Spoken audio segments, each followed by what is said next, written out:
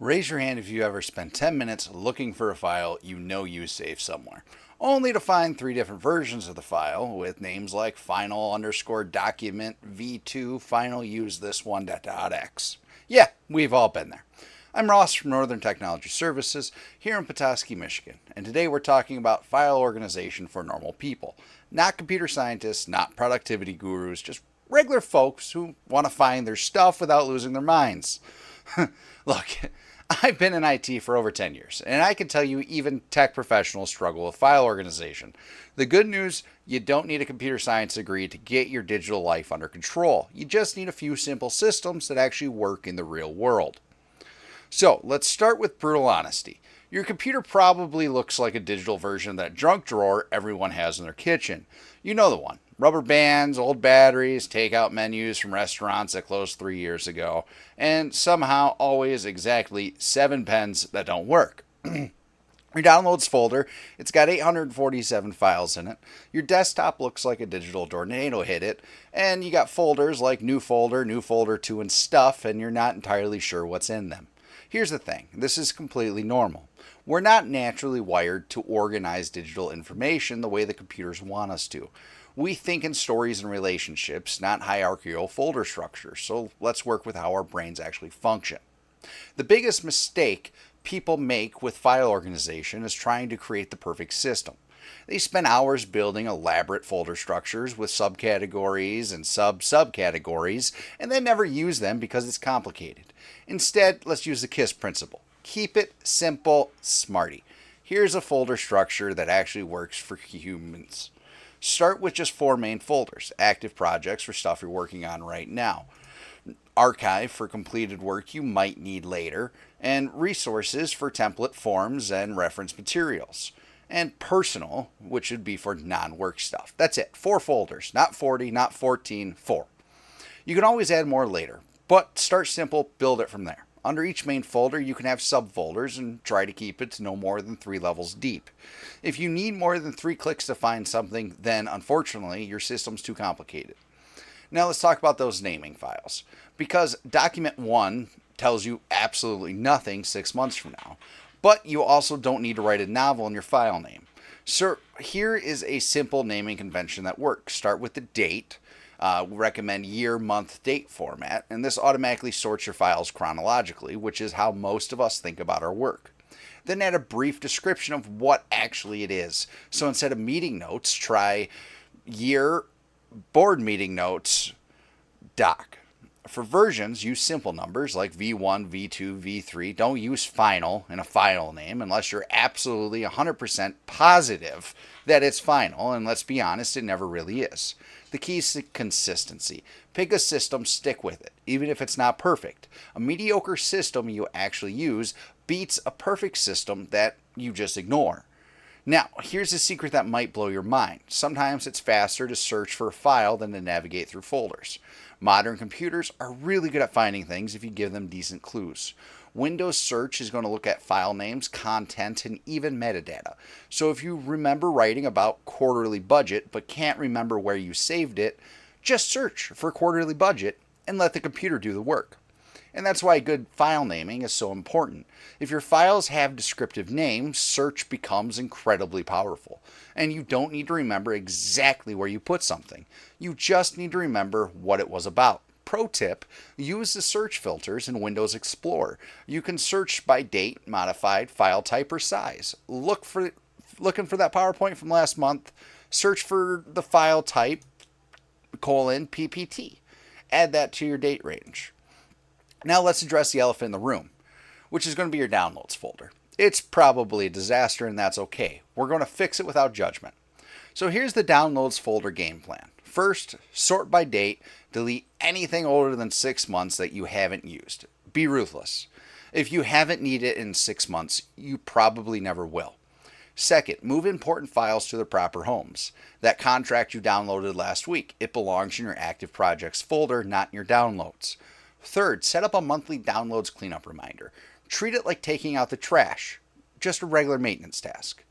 And a pro tip, change your browser settings to ask where to save files instead of automatically dumping everything into your downloads.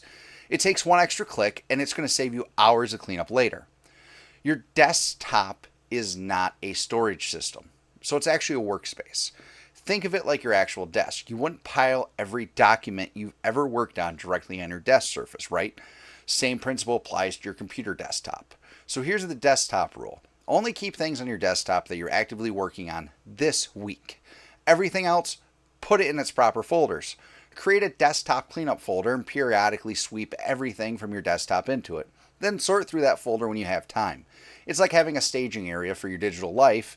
And please, for the love of all that's holy, don't save everything to the desktop just because it's convenient. Your future self will save you. Now, organization is great, but it's meaningless if you lose everything when your computer crashes. And this isn't about complex backup systems. This is about simple protection for your organized files. Using a cloud storage like OneDrive for your important folders, set them to sync automatically so you don't have to think about it. Now, the beauty of cloud storage is that it works on all your devices, organizes your file once, and they're organized everywhere: your computer, your phone, your tablet. And remember, cloud storage isn't a backup strategy by itself. It's like having a copy of your house key with a trusted neighbor. It's helpful, but you still need an actual backup for important stuff. And if you work with other people, file organization becomes even more important. Nothing kills productivity like 5 people all saving files in different places with different naming conventions. And for team file sharing, establish ground rules. Agree on a folder structure that everyone will use. Create naming conventions that make sense to the whole team. Designate one person as the file sheriff to keep things organized, and use version control. Don't email these files back and forth. With Microsoft 365, there's great collaboration tools that handle versioning automatically. Use them instead of emailing attachments around like it's 1999. So here's the secret to maintaining your organized file system. The 15-minute file Friday cleanup. Spend 15 minutes tidying up your digital workspace. Delete those files you don't need, move things out of their proper folders, clean out your downloads, update your active projects folder, and it's like doing dishes, but it's much easier to do a little bit regularly than if you let it just pile up and make a big mess. If you set a recurring calendar reminder, make it part of your weekly routine, like checking email or updating your calendar. Future you is going to be amazed by how much easier it is to find things. Now, here's the thing about organization systems. They should work for you, not against you. If something in the system doesn't fit how you work, then change it.